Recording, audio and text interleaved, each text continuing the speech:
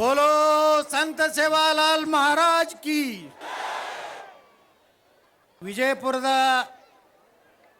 ಶ್ರೀ ಸಂತ ಸೇವಾಲಾಲ್ ಮಹಾರಾಜರ 286ನೇ ಜಯಂತಿ ಉತ್ಸವ ಹಾಗೂ ಬೃಹತ್ ಸಮಾವೇಶ ಮತ್ತು ಮೆರವಣಿಗೆಯ ದಿವ್ಯ ಸಾನ್ನಿಧ್ಯವನ್ನು ವಹಿಸಿದಂತ ನಮ್ಮ ಚಿತ್ರದುರ್ಗದ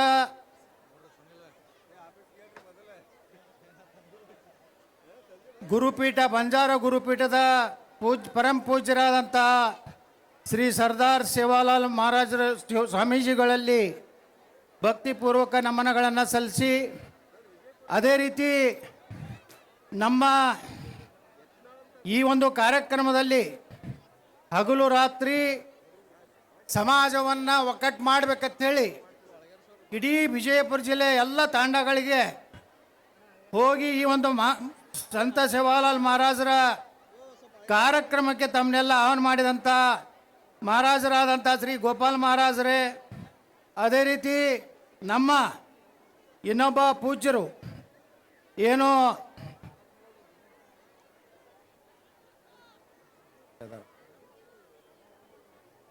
ನಮ್ಮ ಪೂಜ್ಯ ಸಿದ್ಧಲಿಂಗ ಮಹಾಸ್ವಾಮಿಗಳು ಹಾಗೂ ಇನ್ನೊಬ್ಬ ಪೂಜ್ಯರು ಮತಾಂತರಕ್ಕಾಗಿ ಬಂಜಾರ ಸಮಾಜದಲ್ಲಿ ಮತಾಂತರವನ್ನು ಆಗಬಾರ್ದು ಅಂತೇಳಿ ಹೋರಾಟ ಮಾಡಿದಂಥ ಸೋಮಲಿಂಗ ಮಹಾಸ್ವಾಮಿಗಳು, ಸರ್ದಾರ್ ಸ್ವಾಮಿಗಳು ಎಲ್ಲ ಪೂಜ್ಯರಲ್ಲಿ ಭಕ್ತಿಪೂರ್ವಕ ನಮನಗಳನ್ನು ಸಲ್ಲಿಸಿ ಇಂದಿನ ಈ ಕಾರ್ಯಕ್ರಮದ ಮೂಲ ಕಾರಣಕರ್ತರು ಇಡೀ ವಿಜಯಪುರ ಜಿಲ್ಲೆಯಲ್ಲಿ ಬಂಜಾರ ಸಮಾಜನ ಒಕ್ಕಟ್ಟು ಮಾಡಿ, ಯಾಕಂದ್ರೆ ಈ ಸ್ಟೇಜ್ ಮ್ಯಾಗ ನಾವು ನೋಡಿದ ಮ್ಯಾಗ ಒಬ್ಬರು ಮಾರಿ ನೋಡುವವರು ಒಬ್ಬರು ಇರ್ದಿಲ್ಲ, ಎಲ್ಲರನ್ನೂ ಒಂದು ಸ್ಟೇಜಿಗೆ ತರುವಂಥ ಕೆಲಸ ಯಾರಾದರೂ ವಿಜಯಪುರ ಜಿಲ್ಲೆಯಲ್ಲಿ ಮಾಡಿದರೆ ಅದು ಪ್ರಕಾಶ್ ಚವಾಣ್ ಅಂತೇಳಿ ಭಾಳ ಹೆಮ್ಮೆಯಿಂದ ಹೇಳಕ್ಕೆ ಬಯಸ್ತಾ ಇದ್ದೀನಿ.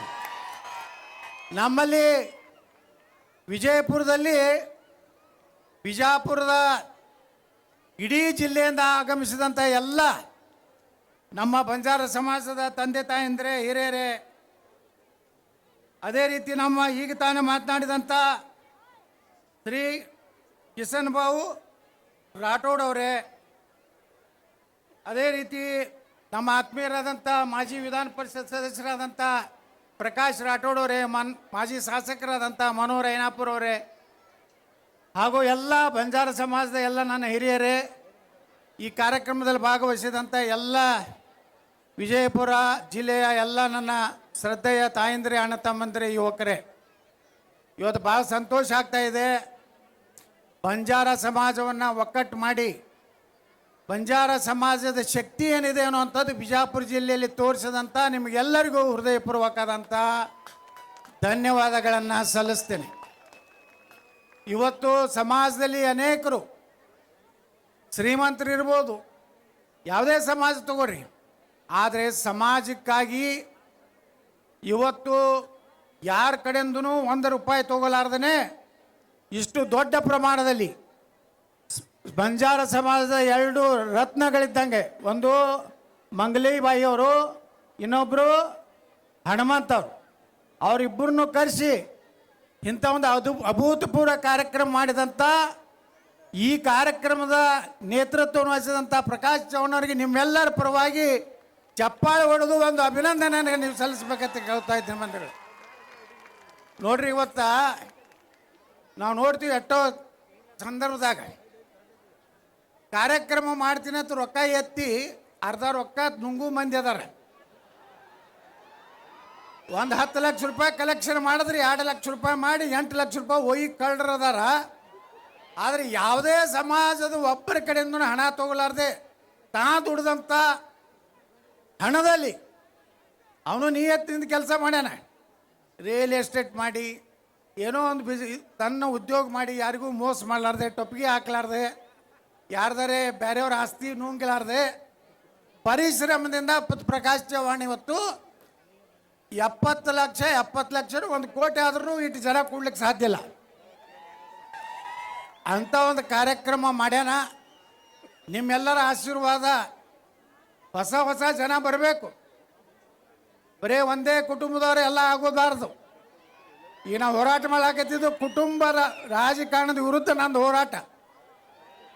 ಅವರೇ ಅಪ್ಪ ಗಣ ಮಗ, ಮಗ ಗಣ ಮೊಮ್ಮಗ, ಮೊಮ್ಮಗನ ಮೊಮ್ಮಗಳು ಬೇಡ. ಯಾರು ಹೊಸ ಹೊಸ ಸಮಾಜದಾಗ ಲೀಡರ್ಗಳು ಹುಟ್ಟಬೇಕು. ಅವರ ಶಕ್ತಿ ಇವತ್ತು ಶಿವಾಲಾಲ್ ಮಹಾರಾಜರ ಸಹಿತ ಪರಿಶ್ರಮದಿಂದ ಇಂಥ ಒಂದು ದೊಡ್ಡ ದೇವರ ಸ್ಥಾನಕ್ಕೆ ಹೋದಂಥವ್ರು. ಆ ಕೆಲಸ ಇವತ್ತು ಬಂಜಾರ ಸಮಾಜದ ನಾನು ವಿನಂತಿ ಮಾಡ್ಕೋತೀನಿ, ನೀವೆಲ್ಲ ಒಕ್ಕಟ್ಟಿನಿಂದಿರಿ. ನೋಡಿ, ನಾನು ಕಲಬುರಗಿಗೆ ಹೋಗಿದ್ದೆ ನಮ್ಮ ಉಮೇಶ್ ಜಾಧವ್ ಅವರ ಚುನಾವಣೆಯಲ್ಲಿ. ಪಾಪ ಬರೀ 25,000 ಸೋತರು. ನಾವೊಂದು 15-20 ಸಭಾ ಮಾಡಿದೆ, 10-15,000 ಜನ ಸೇರ್ತಿದ್ರು. ಅವರೊಬ್ಬರು ಡಾಕ್ಟರ್ ಉಮೇಶ್ ಜಾಧವ್ ದಿಲ್ಲಿಗೆ ನಾವು ಹೋದಾಗ ನಮ್ಮ ಸಕ್ಕರೆ ಕಾರ್ಖಾನೆಗೆ ತೊಂದರೆ ಆದಾಗ ನಮ್ಮ ಜೋಡ ಹಗಲು ರಾತ್ರಿ ಬಂದಂಥ ಪುಣ್ಯಾತ್ಮ ಉಮೇಶ್ ಜಾಧವ್ನ ಸೋಲಿಸಿದ್ರು. ಯಾರೂ ಹೊರಗಿನವರಲ್ಲ, ನಮ್ಮಲ್ಲೇ ದೊಡ್ಡ ದೊಡ್ಡ ಲೀಡರ್ಗಳನ್ನ ಕಳ್ಳ ನನ್ನ ಮಕ್ಕಳು ಸೋಲಿಸಿದ್ರು. ಅದಕ್ಕೆ ನನಗಿರುವಂಥ ಜಗಳ. ನಾ ಯಾರಿಗೂ ಅಂಜೋ ಮಗ ಅಲ್ಲ. ನೀವು ಟಿ ವಿ ಒಳಗೆ ಪೇಪರ್ನಾಗ ರೊಕ್ಕ ಕೊಟ್ಟು ನೀವೇನು ಕಿಸಿದ್ರು ನನಗೇನು ಕಿಸಿದಾಗೋದಿಲ್ಲ. ನಾ ಹಿಂಗೆ ಇರಾಮ. ಒಂದು ದಿವಸ ಕರ್ನಾಟಕದ ನಂಬರ್ 1 ಆಗವನೇ, ಬಂಜಾರ ಸಮಾಜವನ್ನು ಎತ್ತಿ ಹಿಡಿಯವನೇ. ಯಾರು ಬೇಕಾದ ಲಗ ಹೊಡಿಲಿ.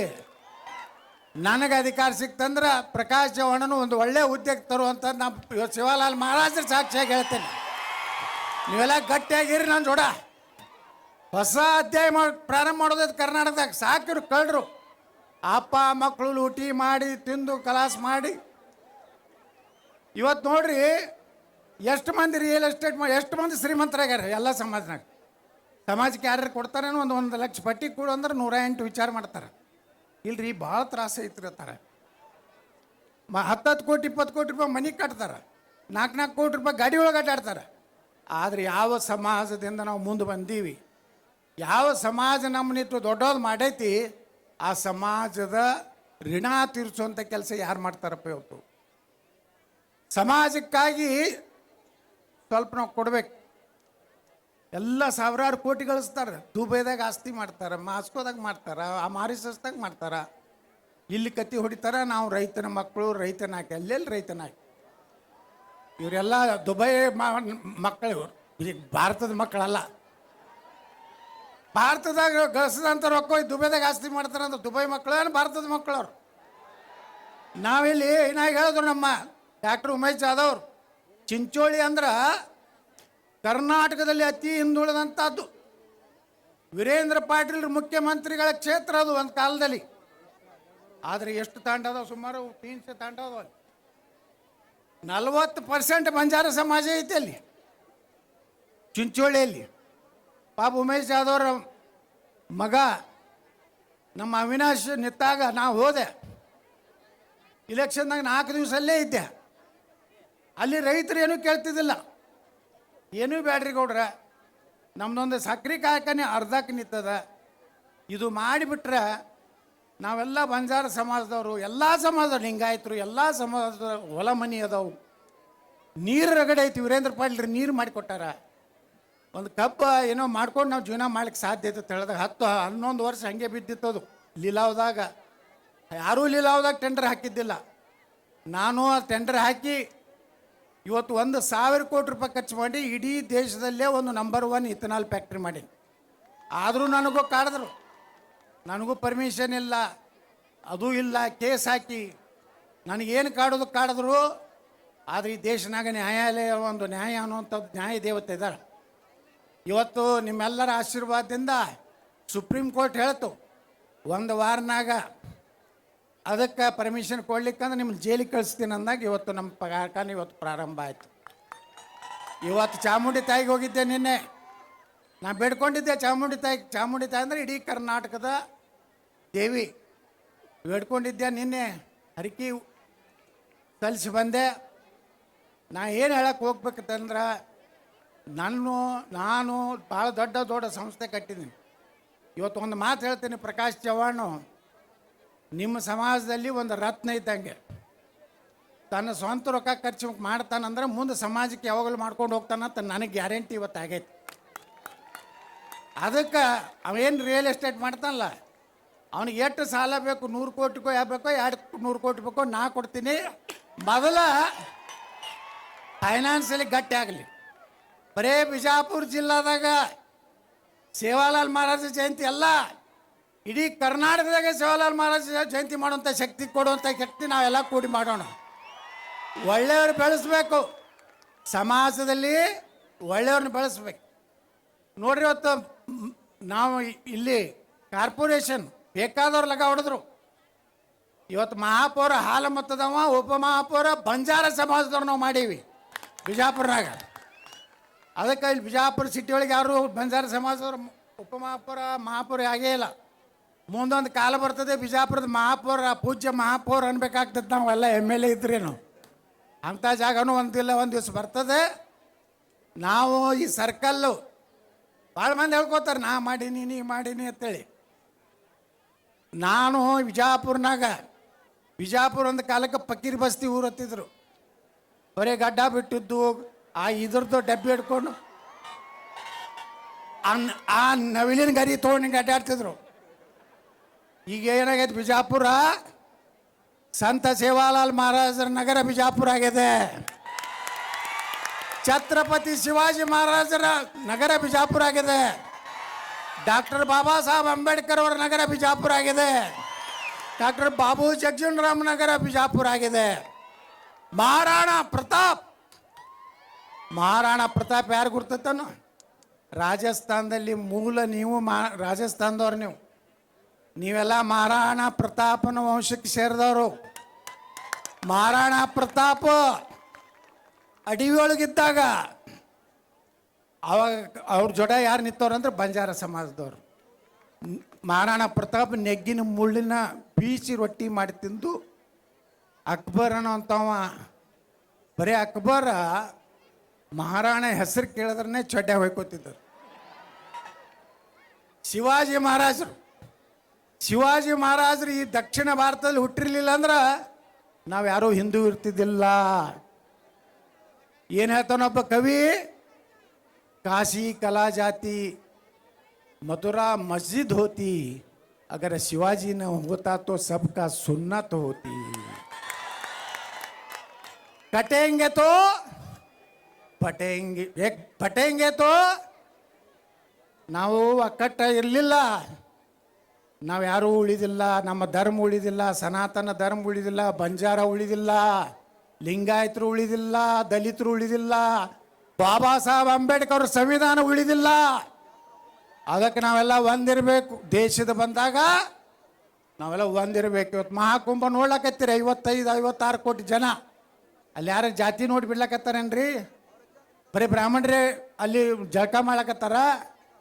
ಎಲ್ಲ ಜಾತಿ ಜನ 54-55 ಕೋಟಿ ಹೋಗ್ಯಾರ. ಅಂದ್ರೆ ದಲಿತರು, ಹಿಂದುಳಿದವರು, ಲಿಂಗಾಯತರು, ಬ್ರಾಹ್ಮಣರು, A to Z ಎಲ್ಲ ಸಮಾಜದವರು ಒಂದೇ ನದಿ, ಗಂಗಾ ನದಿಯಲ್ಲಿ ಸರಸ್ವತಿ ಯಮುನಾ, ಗಂಗಾ ಯಮುನಾ ಸರಸ್ವತಿ ಮೂರು ತ್ರಿವೇಣಿ ಸಂಗಮದಲ್ಲಿ ಜಗತ್ತಿನಲ್ಲಿ ಆ್ಯಪಲ್ ಕಂಪನಿ ಎತ್ತೈತೆ.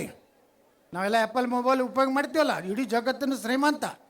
ಅವನು ಹೆಂಡತಿ ಬಂದು ಇವತ್ತು ಸನಾತನ ಧರ್ಮವನ್ನು ಸ್ವೀಕಾರ ಮಾಡ್ಯಾರಂದ್ರೆ ನಾವು ಹಿಂದೂಗಳು ಒಕ್ಕಟ್ಟಾಗ ಆಗಬಾರ್ದು.